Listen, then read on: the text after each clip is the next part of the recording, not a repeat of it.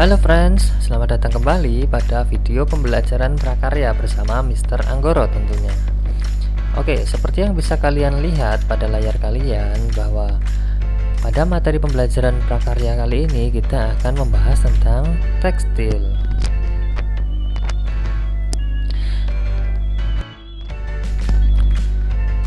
Namun sebelum kita membahas lebih jauh lagi tentang tekstil, mari kita amati gambar berikut ini. Menurut kalian, terbuat dari bahan apakah gantungan-gantungan kunci ini? Ya, benar sekali. Gantungan-gantungan kunci ini terbuat dari kain flanel. Kain flanel sendiri termasuk dalam bahan tekstil. Jadi, apa yang dimaksud dengan tekstil? Tekstil adalah material fleksibel yang terbuat dari tenunan benang. Tekstil dibentuk dengan cara penyulaman, penjahitan, pengikatan, dan cara pressing. Dalam pembahasan materi tekstil kali ini, kita akan terbagi menjadi 3. Yang pertama, jenis tekstil, sifat bahan, kemudian dan teknik pengolahan. Yang pertama, jenis tekstil. Jenis-jenis tekstil dapat dikelompokkan menjadi 4 kelompok besar, yaitu sebagai berikut. Yang pertama, bentuk. 2, bahan. Ketiga, motif. Dan yang keempat, konstruksi. Untuk bentuk sendiri, tekstil dapat dibedakan menjadi serat staple, serat filamen, dan benang kain produk jadi. Kemudian untuk bahan, dilihat dari bahannya, jenis tekstil dapat dibedakan menjadi serat alam, serat sintetis, dan serat campuran. Dilihat dari motifnya, jenis tekstil dapat dibedakan menjadi putih, berwarna, dan bergambar atau bermotif. Kemudian dari konstruksi dapat dilihat atau dibedakan menjadi tenun, rajut, renda, kempa, benang tunggal, dan benang gintir. Sifat bahan tekstil. Sifat dari tekstil sendiri bergantung dari sifat serat pembentuknya. Oleh karena itu, di video ini akan dibahas beberapa contoh sifat tekstil berdasarkan seratnya. Yang pertama, ada katun. Sifatnya yaitu mudah menyerap air, dalam keadaan basah kekuatannya akan bertambah, mudah kusut, dan bisa disetrika dalam suhu tinggi. Kemudian ada wool. Sifatnya yaitu tidak mudah kusut, kemudian mengikat panas. Jika dipanaskan akan lunak dan menghantarkan panas. Kemudian ada sutra, sifatnya lembut, licin dan berkilap. Jika basah kekuatan berkurang, dan jika dipakai memberi rasa sejuk. Kemudian ada dakron, polyester, nilon. Sifatnya yaitu cepat kering, tidak mudah kusut, tahan panas, dan lebih kuat. Yang terakhir ada brokat, lem, dan songket. Sifatnya yaitu mudah berubah warna, kurang menyerap air, tidak tahan suhu tinggi, dan tidak mudah kusut.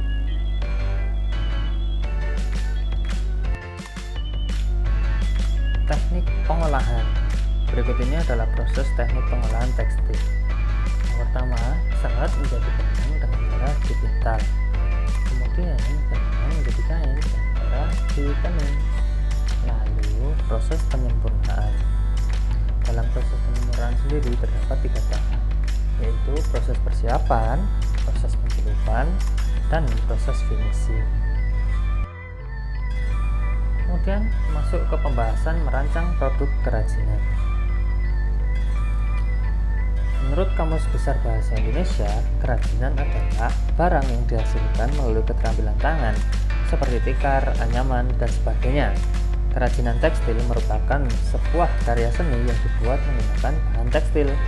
Tekstil merupakan bahan yang berasal dari serat yang diolah dari bahan benang atau kain. Untuk membuat kerajinan dari bahan tekstil, pastinya kita memerlukan alat-alat dan bahan-bahan yang harus disiapkan. Yang pertama, ada alat utama. Ada mesin jahit yang berfungsi untuk menjahit tekstil tentunya. Kemudian ada alat menjahit atau bisa dikatakan benang dan jarum berfungsi untuk membantu dalam proses menjahit. Kemudian ada gunting berfungsi untuk memotong kain atau pola yang sudah dibuat. Ada pita ukur berfungsi untuk mengukur sesuai dengan ukuran yang sudah dibuat. Kemudian ada papan landasan berfungsi untuk membantu proses menjahit.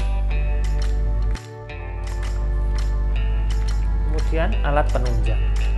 Yang pertama ada mata itik yang berfungsi untuk membuat lubang pada tekstil. Lalu lem berfungsi untuk merekatkan sesuatu. Ada juga lilin bakar berfungsi untuk merapikan tepi jahit. Ada pemidangan berfungsi untuk mengunci kain yang akan disulam atau dijahit. Lalu ada jarum T berfungsi sebagai alat bantu jahit.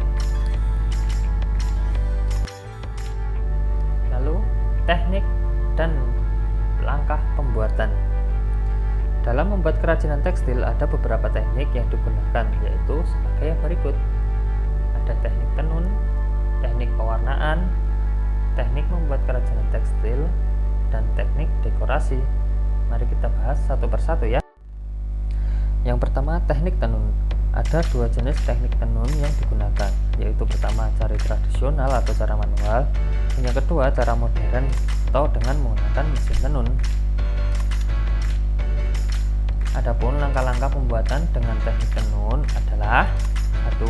Menyiapkan benang lungsin, 2. Memasang benang lungsin pada jujukan, 3. Menyiapkan benang pakan, dan yang keempat memasukkan benang pakan ke antara benang-benang lungsin.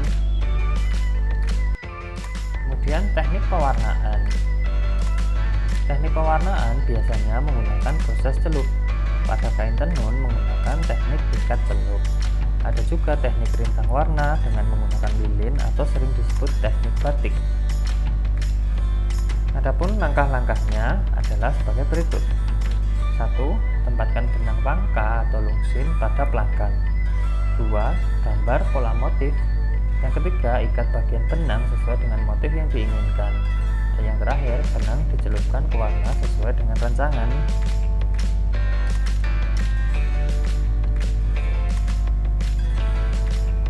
Kemudian ada juga langkah-langkah teknik pewarnaan batik. Yang pertama, buat sketsa motif batik terlebih dahulu. Kemudian siapkan alat membatik. Lalu panaskan malam sampai 60 derajat Celcius. Selanjutnya, gunakan canting untuk membatik pola motif pada kain. Yang selanjutnya, celup kain batik sesuai dengan warna. Dan yang terakhir adalah lepaskan malam dengan cara kain direbus pada air mendidih. Teknik pembuatan kerajinan tekstil. Berikut adalah langkah-langkah membuat kerajinan tekstil. Yang pertama, menggambar pola, lalu kemudian memotong gambar pola, dan yang terakhir adalah sambungkan bahan dengan teknik jahit atau penempelan. Teknik dekorasi. Teknik dekorasi biasanya dilakukan untuk memberikan hiasan tambahan pada tekstil. Biasanya teknik dekorasi ini menggunakan salam dan bordir. Berikut adalah langkah-langkah dalam teknik dekorasi. Yang pertama, siapkan kain. Kedua, buatlah pola. Yang ketiga, jiplak pada kertas minyak dengan menggunakan spidol. Yang keempat, jiplak ke atas kain dengan menggunakan kertas karbon. Yang kelima, siapkan kain pada gelang ram atau pemidangan. Terakhir, siap untuk disulam atau dibordir. Teknik penyajian.